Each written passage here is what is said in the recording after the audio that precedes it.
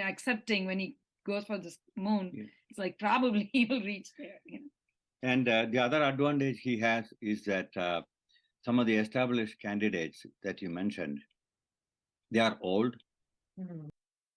Accepting when he goes for this moon. Yeah. It's like probably he will reach there. And the other advantage he has is that some of the established candidates that you mentioned, they are old. Mhm. Youth and youthful energy going to be asset. Absolutely. And so my last question, his thoughts on India. How often does Vivek visit India? What about you? I think you visited very recently. And what are Vivek's memories of India? I believe he also has visited India regularly. So, what has Indian values, tradition, and culture sort of taught him while growing up and, helped him pursue his dreams in America? So one of the things is when we raise children, they are actually proud of their heritage. So he speaks Tamil fluently. We speak Tamil at home. Visits to India, and the religion he has always enjoyed, and he sees that as a discipline. And we know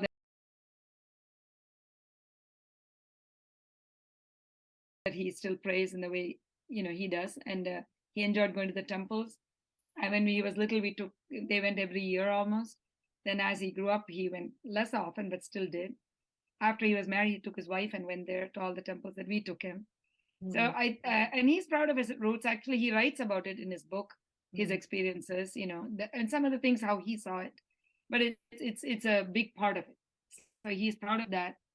And during our discussions, he talks to us, and we have different opinions about different things. But that still is very much part of it. We visit more often these days since we are retired. We just spend 2 months there and came back. Yeah, he used to visit India in his younger days with us when he was in school, through high school, through even Harvard and Yale.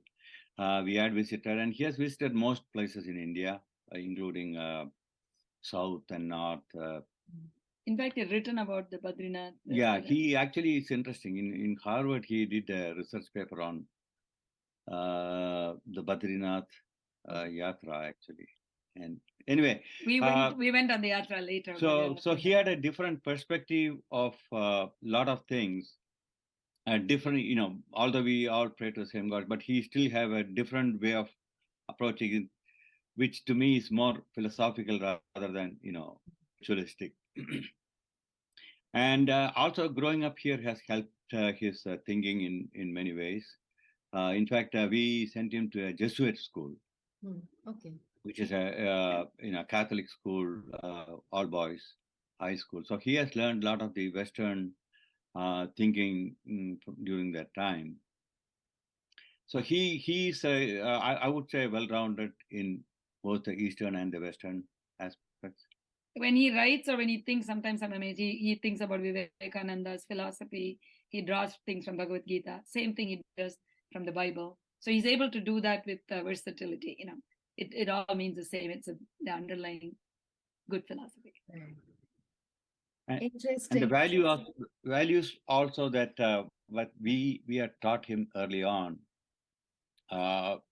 looks like it has sunk into him, because he's teaching similar things to his children, like respecting of elders, or including older people, as well as compassion. So he has picked up a lot of those aspects, and happy to say that he has 2 children of his own now, and he kind of molds the similar values he tries to do that. And honesty is a big part of it. It's honesty is just plain spoken honesty. There's no drama around that. He just does what he's meant. Thank you so much. It was lovely talking to you, Mr. Ramaswamy, as well as Deepta, ma'am.